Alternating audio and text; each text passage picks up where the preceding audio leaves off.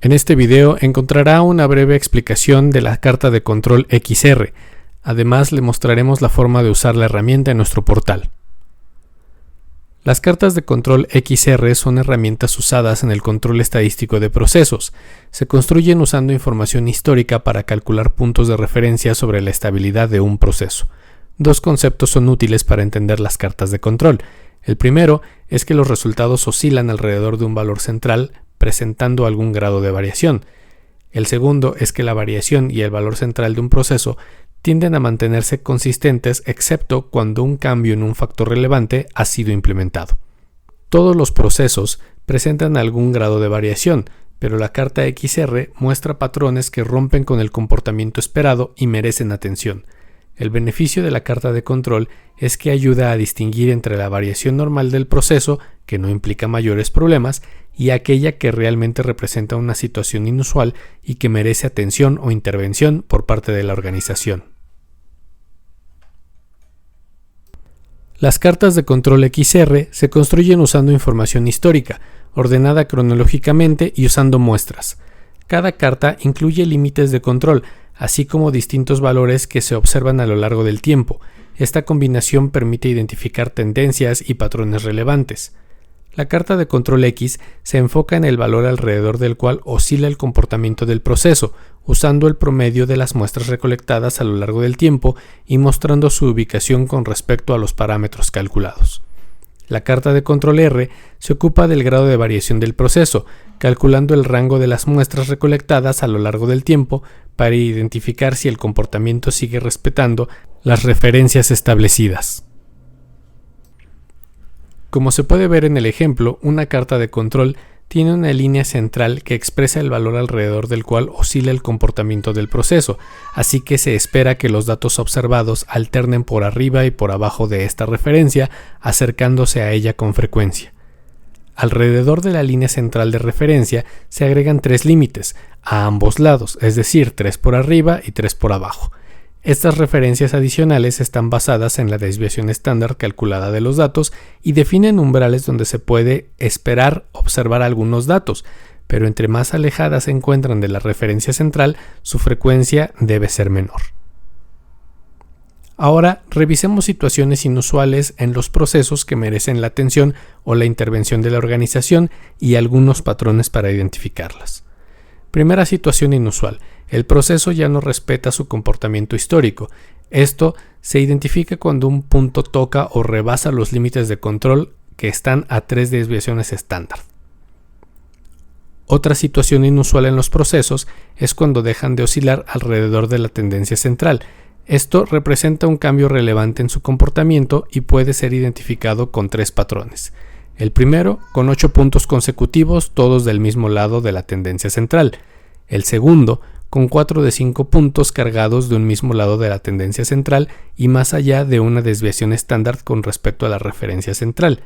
El tercero, con 2 de 3 puntos cargados de un lado de la tendencia central y más allá de 2 desviaciones estándar con respecto a la referencia central. Otra situación inusual en los procesos es cuando empiezan a desplazarse hacia un comportamiento distinto.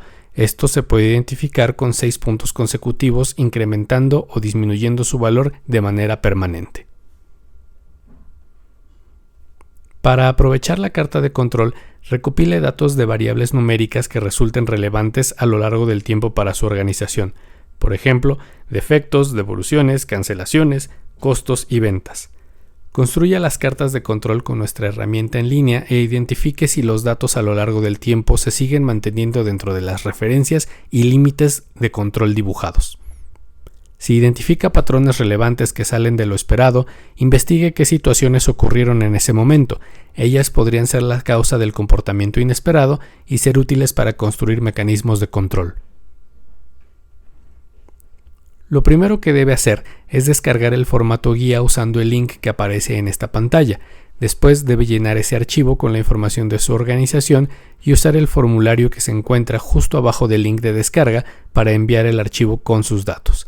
Recuerde que debe conservar el mismo formato en el archivo, pero puede agregar las filas que necesite para registrar sus datos.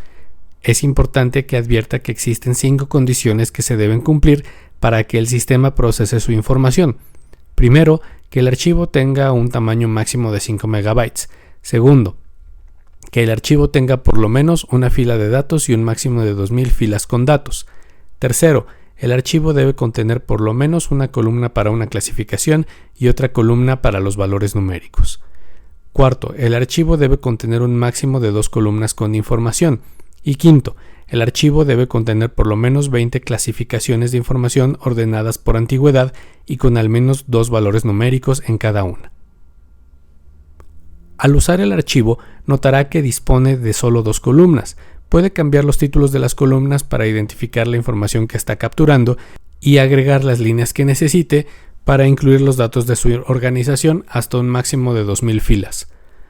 Observe que los datos van juntos de acuerdo al grupo al que pertenecen y que se espera que sigan un orden cronológico, los datos más antiguos en las filas cercanas al encabezado de la columna y los datos más recientes en la parte inferior de la columna.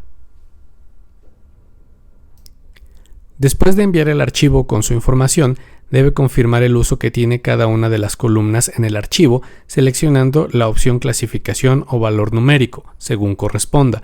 Si no selecciona el uso que tiene alguna columna, no se podrá construir la carta XR.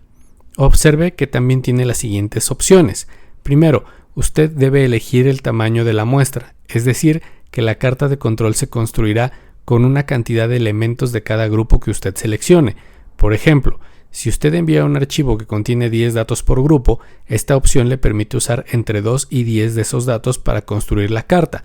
Si usted elige una cantidad de datos menor a la que envió en el archivo, estos se seleccionarán de manera aleatoria. Finalmente, usted puede solicitar que el sistema genere cartas adicionales usando los mismos datos que ya envió, pero construyendo los límites de control usando solo las primeras 25 muestras o las últimas 25 muestras. Esto resulta muy útil para que usted compare el comportamiento más antiguo y más reciente del proceso. Finalmente, el sistema desplegará las cartas de control que correspondan a los datos que usted haya enviado. En este ejemplo se muestra el resultado de una carta de control usando la información contenida en el Excel.